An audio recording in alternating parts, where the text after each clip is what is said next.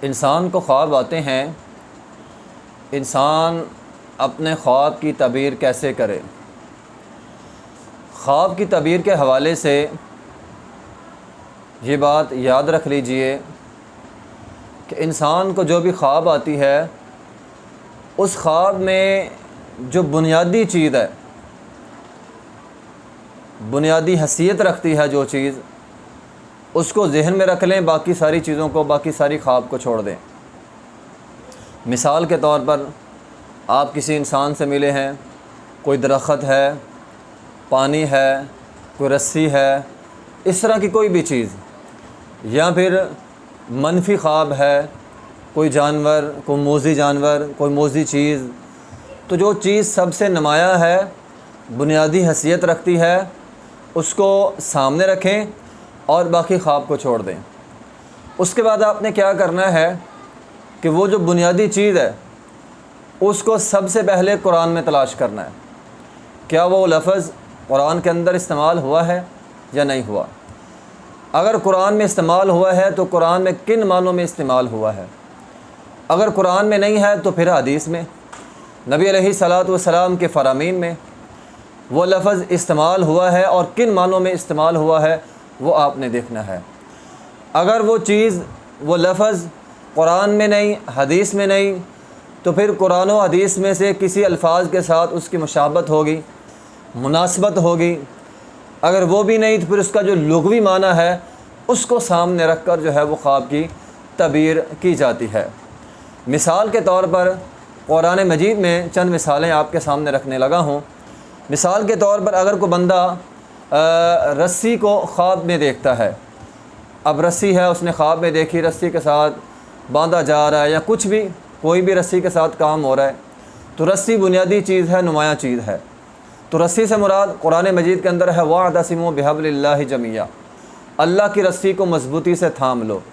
तो रस्सी से मुराद होगा अहद व पैमा, किसी के साथ वादा करना, अहद व पैमा करना, ये उस ख्वाब की जो है वो ताबीर होगी।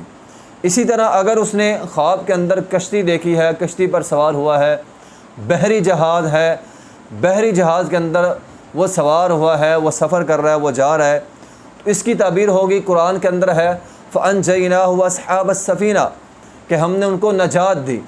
इसकी ताबीर नजात के साथ होगी, छुटकारा, यानी मुसीबतों के अंदर, परेशानियों के अंदर जो वो घेरा हुआ है, अनकरीब वो उसकी परेशानियाँ, मुसीबतें वो उससे दूर होने वाली हैं, उसे गमों से, बीमारियों से, या जिस चीज़ के अंदर वो फंसा हुआ है उससे वो छुटकारा जो है वो मिलने वाला है। इसी तरह अगर आदमी ख्वाब के अंदर पत्थर देखता है, तो पत्थर के मुतल्लिक़ अगर कोई भी चीज़ देखता है तो पत्थर को कुरान के अंदर बयान किया गया फ़हिया कल हिजारा औ अशद्दु कस्वा, उनके दिल पत्थर हो गए हैं या पत्थरों से सख्त। तो इससे मुराद सख्ती है, तो यानी पत्थर देखा है तो अब पत्थर से मुराद सख्ती है, उस पर कोई आजमाइश आ सकती है, कोई ना कोई सख्ती जो है वो उस पर आ सकती है। इसी तरह अगर बंदा ख्वाब के अंदर राख देखता है तो उससे मुराद होगा इंसान के आमाल, जो उसने नेकी की है वो ज़ाया हो गई है। क्योंकि कुरान मजीद के अंदर आया है, अल्लाह ताला ने कुरान मजीद के अंदर फरमाया अअमालुहुम करमादिन इश्तद्दत बिहिर रीह, अल्लाह ताला कुरान में फरमाते हैं कि उनके आमाल राख बना के हवा के अंदर उड़ा दिए गए। ठीक है, तो राख हवाओं में उड़ा दी जाती है, यानी उसके आमाल जो हैं वो ज़ाया हो गए हैं। इसी तरह कोई आदमी बंदा पानी देखता है, पानी के अंदर तैर रहा है, पानी के अंदर पानी को देखता है, पानी के मुतल्लिक़ उसकी ख्वाब है, पानी जो है वो बुनियादी हैसियत रखती है, तो इससे मुराद क्या होगा, कुरान मजीद के अंदर है लस्क़ैनाहुम माअन गदाक़ा, तो पानी से मुराद ये है कि उसकी पानी उसने देख लिया तो अल्लाह ताला फरमाते हैं हम उसकी आजमाइश करेंगे, लस्क़ैनाहुम माअन गदाक़ा लिनफ्तिनहुम फ़ी, तो पानी से मुराद जो है वो आजमाइश होगी, इंसान की आजमाइश मुमकिन है, अनकरीब उस पर आजमाइश आ सकती है, लिनफ्तिनहुम फ़ी, हम आजमाएँगे उनको, तो पानी से मुराद आजमाइश हो सकती है। इसी तरह अगर कोई बंदा ख्वाब में ऊँघता है तो ऊँघ से मुराद अमन और सकून है। इज़ युग़श्शिकुमुन नुआस अमनतम मिन्हु, कुरान के अंदर अल्फाज मौजूद हैं, तो इससे मुराद जो है अमन और सकून मुराद है। इसी तरह अगर कोई बंदा ख्वाब के अंदर सब्ज़ी देखता है, लहसुन, प्याज, इस तरह की चीज़ें जो हैं वो, अगर दालें शालें ये चीज़ें देखता है तो इससे मुराद ये है कि वो आला और उम्दा चीज़ों की बजाय अदना और आमी चीज़ें जो है वो हासिल करेगा।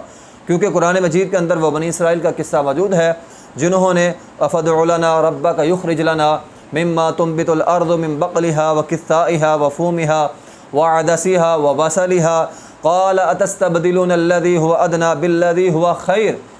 तो उन्होंने मन सलवा आता था, आला था, उम्दा था, उसकी बजाय उन्होंने दालें, सब्ज़ियाँ, ये चीज़ें, लहसुन, प्याज, ये चीज़ें मांगी। तो अल्लाह ताला ने फरमाया तुमने खैर, अच्छी चीज़ों के बदले अदना चीज़ों का इंतखाब किया है। तो ये चीज़ें अगर ख़्वाब में आए तो इंसान जो है वो आला, उम्दा चीज़ों की बजाय अदना और आम चीज़ें जो है वो हासिल करेगा।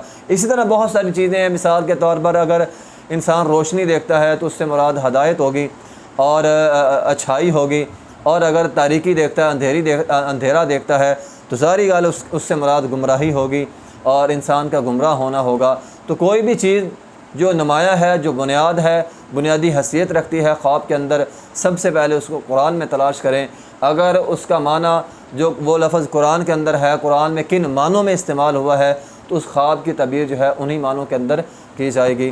व आखिर दावाना अल्हम्दुलिल्लाहि रब्बिल आलमीन।